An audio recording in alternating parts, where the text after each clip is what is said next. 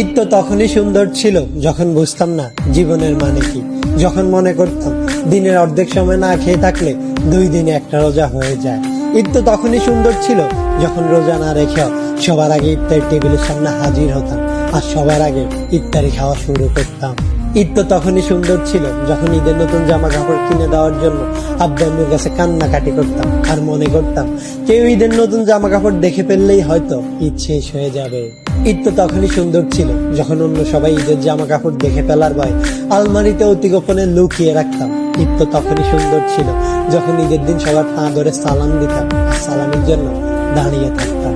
ঈদ তো তখনই সুন্দর ছিল যখন বড়দের দেখতাম তারা কত জায়গায় ঘুরতে যায়, তাদের কত টাকা, আর ভাবতাম কবে জানি বড় হব আর তাদের মতো করে এত সুন্দর করে ঈদ পালন করব।